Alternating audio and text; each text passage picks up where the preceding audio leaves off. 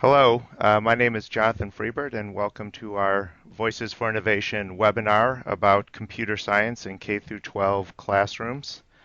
Uh, we're very excited that you're able to join us today, and I'm very excited to have with us Erin Siefring.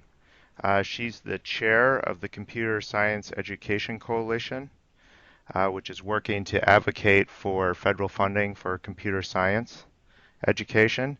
She spent over a decade working on and around Capitol Hill.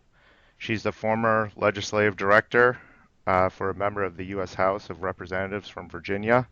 So has experience drafting legislation, formulating and executing legislative strategies that have led to bill passages. So she's a great person to be chairing the Computer Science Education Coalition. Prior to working on the Hill, she's also worked at the Heritage Foundation as Director of House Relations, and she's also worked at Heritage Action for America. So we're very pleased to have Erin Siefring with us. And Erin, I will turn it over to you.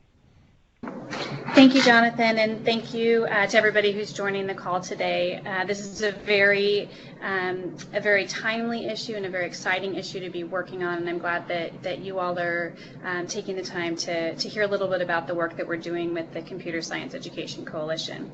As all of you are well aware, we're currently facing a skills gap of over 500,000 jobs in this country, and that number is only going to continue to grow as we become more and more of a technology-dependent economy, not just here in the United States, but globally. Excuse me, but globally. And it's not just jobs that are in the technology industry. These are jobs that cross the entire economy throughout our entire workforce needs at varying levels of need. The coalition was formed a little over 2 months ago to highlight these at the federal level. There's been a lot of grassroots activity going on both at the state and local level with companies like Microsoft, and I'm sure a lot of you have partnered with them on different activities. Things like their TEALS program is a good example, as well as many other companies and organizations like Code.org have been doing a lot of great work at the state and local level. But there is a point where we do need to bring this to the national level and to national attention. This really is a national security issue, both from a real security issue when you look at both our defense and our cybersecurity, as well as our infrastructures and how much they are dependent on computer science technology, but also a economic security issue, because this really is what we're talking about here is the workforce of the future, which is the workforce of the future supports the economy of the future. So this is a very timely issue. It's a very important issue, and this is the right time to seize on the momentum in the states and really take it to the federal level. Along with science, technology, engineering, math, STEM in general, more generally, computer science is the emerging area of focus for federal and state education. Even though we are trying to fight up here to address this issue, it is something that is universally accepted as a direction that we need to go, and that is a good thing. We saw that really evidently this last year in 2015 when the Every Student Success Act, better known as the ESSA, was reauthorized, and that deals with elementary and secondary education funding and how it is authorized and allocated and what the priorities of Congress are going to be. This was the first time ever that computer science was actually mentioned in there specifically as an area of education that needs to be focused on. So that was a good win for the industry and for the issue. It was on the heels of that, the president in his FY17 budget request included a major new funding program on computer science education. With the tightening budget, I think that was an issue that most people thought was a little too high, but that just shows that there is a recognition that this is an issue that is of national importance and national priority when you have both Congress and the President specifically recognizing computer science. The sorry state is that only 1 out of 4 K through 12 schools even teach computer science. That leaves 75% of today's students without any foundational skills that would help them to thrive in this future workforce, to ensure that we remain competitive globally, and that guarantees our economic prosperity and security as we move in further into the 21st century. As you can see from this next slide, the demands on the marketplace do not match the degrees that are being earned in higher education. This is a chart that shows annual jobs between 2010 and 2020, and the computer science and mathematics degrees are far below what the demand actually is. It does show that some master's degrees are getting up around the 150,000 degree mark, but everything else is woefully low to meet the demands and the needs that the marketplace has.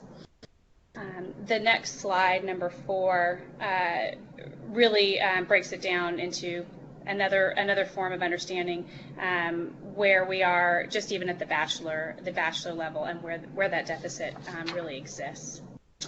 As we move on to the next chart, this is a good way to really see it in a snapshot. Even though computing occupations will comprise over half of all STEM jobs in the U.S. by 2018, only 2%, that's 2% of all math and science AP tests that were taken last year were AP computer science classes. So not only are we not graduating from college, people with the degrees, but we're not even preparing them in high school for the degrees that they should be getting in college. So clearly this is not just a higher education problem. This really is a pipeline issue that goes back to K through 12 education.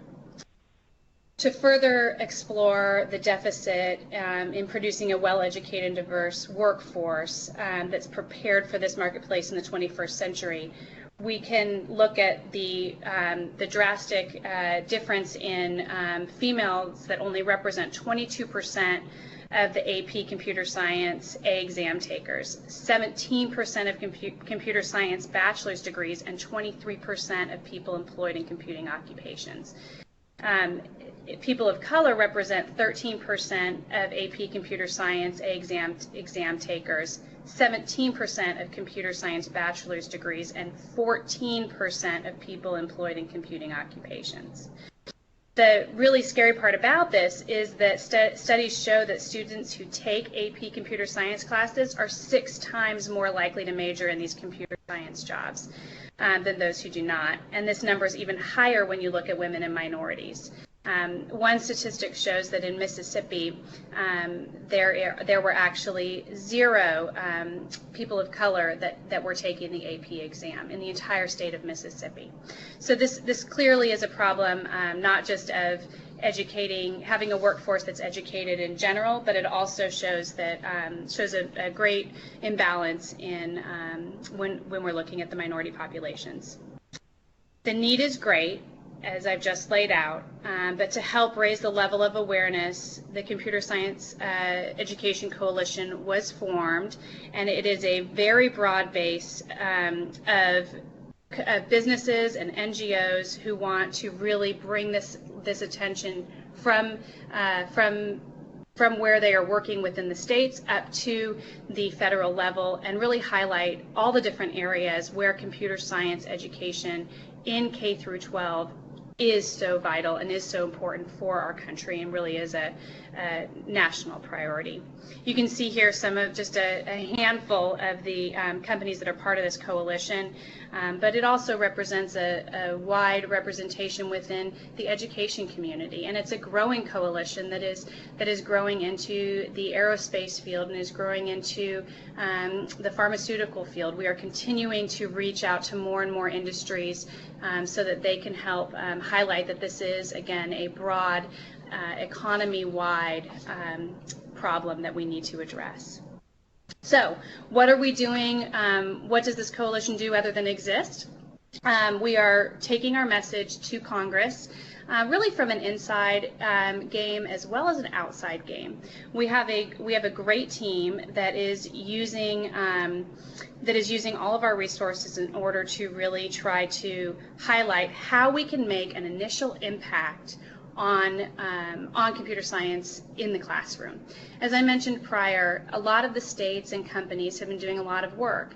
There is a growing recognition by governors and by school boards and frankly by teachers and parents that this is the subject and the direction that we need to be going to make sure that we are preparing our students for jobs that they can actually obtain. So we are working together to try to fix this skills gap by asking for $250 million in federal funding. That would support as many as 52,500 classrooms, which could reach about 3.6 million students in the coming year. That's a huge impact. That's a huge impact on our economy of the future. This is a long play. This is a game that is not going to be over in the short term. We really need to start now and start building that number even higher. We are doing work in every single state at the federal level as well as at the local level, but we are focusing on some very specific members of Congress in order to try to reach our goal this year. Through that, we are actually setting up congressional meetings as a coalition, but also we've been bringing in students and teachers from some of these key members of Congresses from their districts and from their states to actually meet them and talk to them about what computer science has meant to them and what the needs really are. We're also organizing letter writing campaigns, phone call campaigns, as well as strategic asks from people who have specific relationships. Those have been working really, really well. We're also planning events both here in DC as well as some that are back in the States, things like coding events or opportunities for members of Congress to actually go into the classroom and see what's really going on. We try to really be opportunistic and amplify all the activities that we're doing across the country through many different initiatives by leveraging innovative organizations and using the tools that we have present in order to have an echo chamber of our message across the board. We are leveraging the cutting edge resources that we have, and we are using that in both traditional and social media. We are also using that in terms of reaching out to specific members based on hometown businesses, based on large employment populations within their district. We are trying to use every resource that we have from our coalition and its members in order to drive this message home. Over 135 members of Congress from both sides of the aisle have signed on to letters of support that ask for either direct number amounts of funding in the FY17 budget or supporting it being a priority as they figure out the different funding levels. This is a huge accomplishment because this is not a partisan number. This is a bipartisan number. We have a vast number of Republicans that are very concerned about this issue and working on it, as well as a vast number of Democrats. That makes this a much easier target to reach, but it also just shows the importance of it and that it really is a universal national priority. We also, on a bipartisan basis, were able to obtain 28 governors, education and nonprofit leaders, business leaders, including Mark Zuckerberg, Bill Gates, Jack Dorsey, Jeff Bezos, to sign on to an open letter to Congress that's urging them to support this K-12 computer science education funding in this FY 2017 budget. We were also able to have 130,000 signatures via a change.org campaign, and that number is growing every day. So we have really been able to have in a very short amount of time a massive impact and a massive footprint into this conversation. The best indication that we have had of the impact that we have made last week was the FY 2017 Labor Health and Human Services and Education's Appropriations bill, and it was up in for a markup in the full committee and the subcommittee. During the full committee hearing, we were able to have Senator Daines, Senator Hoeven, Senator Merkley, Senator Murkowski, Ranking Member Patty Murray all speak up in favor of computer science funding in this 2017 labor HHS bill. That is a huge victory. While we would have preferred to actually see some dollars in there, this is a marathon, not a sprint. And we were very encouraged by the vast bipartisan support from these senators in that markup. In fact, when you actually look at the remarks from the markup, this was one of only a handful of issues that was even really discussed. So that is very encouraging that senators are taking this very seriously, and we will continue to work with them as we move forward. We have coming up over the next couple of weeks, we will start the markup process in the House of Representatives for that same bill. We are working hard to make sure that we have a similar outcome on the House side. The budget numbers on the House side are slightly tighter for this particular bill, so it is even a tougher ask, but the members of that committee also recognize that this is a priority, so we're working hard towards that. With that, I'm happy to take any questions that anyone has. Thank you, Erin. So we have a couple of questions on the IM, so let me just ask those first. So you referenced 3.2 million students, I believe, and I'm not sure if I'm getting the stat entirely correct, but 3.2 million students have taken AP or have taken computer science education courses or have access to it. I'm not sure if I'm getting the stat right, but that's out of how many total students? Do you have a percentage or no? I do not have a percentage. That is our hope for if we are able to secure the full $250 million funding, we could reach up to 3.6 million students. Okay. That is a statistic that comes from code.org's website. I don't have the larger reference off the top of my head. How many students? But obviously we want to get more students taking computer science, so this is that beginning point to answer that question. Correct. Yep. Okay. Another question is, have the teachers unions and or Department of Education been helping or hindering our efforts? We haven't really been working directly with the Department of Education per se. We have been working with the White House, and they have been helpful and supportive, and they are having their own their own conversations, because clearly this is a priority for the president. And to my knowledge, I don't think that we've had any conversations with the teachers union. No one has been inhibiting us at all in that regard. In fact, we have been shocked at how receptive individuals from kind of all different ideological positions on education, how supportive everybody has been.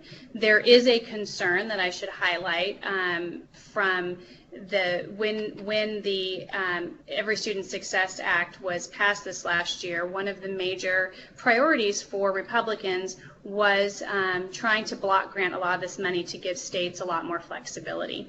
And in doing so, they combined a lot of programs into some big block grant pools, and computer science falls into some of those. And so there is a hesitation for the federal level to become too strict in saying exactly how money should be spent. That's about the only pushback we have received, and it's not really pushback. It's trying to figure out how to create a path forward in order to meet these needs and respect what states need and what their priorities are. Thank you. Just to update, in the IM, we got the stat that there are 50.1 million students attending public elementary and secondary education schools, and an additional 4.9 students expected to attend private schools in 2015. So you can see the 3.2 million is a beginning point, but certainly not addressing the broader population yet. But that's the goal, is to keep moving this forward. Another question is about infrastructure. So the question specifically is, what about infrastructure support? Many inner city students don't have access to computers at home or even internet. How will this program um, under the help these underserved students? Well, again, there would be a lot of flexibility in how the money it is used based on needs for each school and school district. So there may be some needs that need to be met and some gaps that need to be filled on the access side. I will say that especially in the early stages, really in primary school, when you're talking about teaching a lot of these activities, there's a lot of that can be done unplugged. A lot of book work you can do, a lot of real play type activities that they have that really teach these fundamental coding skills. So not all of it has to be done online. A lot of it can be done offline. Great. Do we have any other questions, either I am or if people would like to ask a question, just unmute your phone and say who you are. I will. I want to add one other Oh, thing go really ahead. quickly on Go ahead, that as well. A lot of the companies have pledged to really put their money where their mouth is on this, including Microsoft, and they are working towards making sure that the needs that need to be met are met. It's not enough. There needs to be a partnership with the federal government, but so addressing some of those needs, that might come in the form of some of the activity that these technology companies provide. I do have another I am question. It pertains to teacher training. So is there federal fund, is the federal funding opportunity include teacher training and training for computer science programs? Yes. Again, we are being less prescriptive in our advice to Congress because of the sensitivities to giving states flexibility. But yes, a large part of this it will encompass teacher training. Code.org has worked with a lot of school districts and a lot of states. In fact, they're starting to partner with to address this teacher training issue. I also know, I believe it's at Mississippi State, they've actually been working this into their teacher curriculum for their teachers. And you're also seeing programs like the TEALS program that Microsoft is part of that also are helping to teach teachers. So that would be the public-private partnership. The private sector is already trying to help come alongside and bring some of these teachers up to speed, but it does need to be at a larger rate and a faster clip, which is why hopefully this money would help close that gap with teachers. And I'll just add one thing to that, and Doug mentioned this in the IM, but I know that the state of California, for example, has some legislation this year to try to help with some state funding as well to get more teachers trained for teaching computer science education. So yeah, there's that funding piece to ensure that there's computer science education taught, and then obviously then providing some teacher training as well alongside of that. Okay, so another question. Are there any efforts driving this in orgs, like international orgs, like UN, ITU, UNESCO? We have not been partnering at a global level. I'm not aware of anything that any of the other groups are doing. It may be ongoing. We've really been focused on trying to make this a priority in the United States to make sure that we remain competitive and that we are actually producing the workforce for the future here in the United States. Yeah, and I'm familiar again.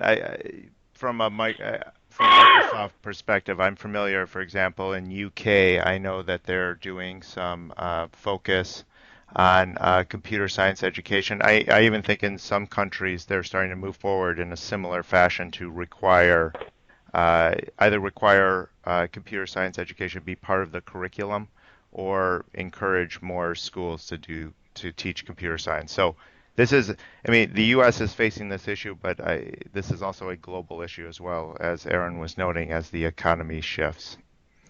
So Okay, so we have another question. So what are some suggested ways for us to help with this process? So, I, you know, I'm going to give my 2 cents real quickly here. So, because a number of you, who are part of our Voices for Innovation community, we've been working also with the coalition, and we've been encouraging our members to write on this important issue to their members of Congress. When this call completes, uh, I will send off some links to Voices for Innovation where you can write your members of Congress. And I know Erin has some other ways to get involved as well that I'll let her talk to. Erin, I can go to your last slide as well because I know some of that's on there. Yeah, that would be great if you could go to that. The main things to remember, especially on a project like this when you're engaging with Congress, is your relationships matter.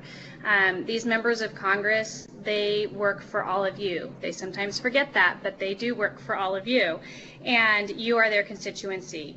And they respond to that, especially if you have employees in their district. So it is vitally important for you, especially as business owners, and senior executives and really just everyday citizens, to engage with your members of Congress about how what they are doing or what they are not doing is negatively or positively impacting your lives or your business. So some of the really easy ways to do that is to make phone calls to them if you know them personally, and you're going to see them, to have conversations with them about how lack of computer science educated kids impacts your business, whether that's directly impacts whatever your particular business is, or the work that you are doing in partnership with Microsoft or any other company. This is something where we need to make sure that members of Congress understand how this boils down on a business by business level. I think that sometimes we look at individuals as consumers of business, but we forget that businesses are really consumers of the education system. And right now, you're getting a lousy product, and this is a way to address that, to make sure that we are actually producing better product for businesses to consume, which in turn helps our economy and our competitiveness. So having those personal conversations, writing in, calling in, encouraging your employees to do the same, under legal, under the legal limit of how you can engage with them and ask them to engage. Inviting members of Congress or the Senate to come to your business and see for themselves how it actually impacts any projects that you're doing. Things like that are great. The way to really partner with us and find out what we're doing, the messaging that we're promoting. On that slide, you'll see our website address, Facebook, and Twitter. It's great to follow, especially the Twitter feed, and really retweet and magnify the messages that the coalition is putting out there. We're trying to make sure that this issue and education reaches everyone. And again, you can always feel free to contact myself, or we've given you two other contacts on there, both Zach Greenberg and Claire Flannery, who are working on the coalition as well. We're happy to help connect you with your member of Congress or your senator if you would like us to, or answer any questions that you might have on how to truly engage with them in a positive way.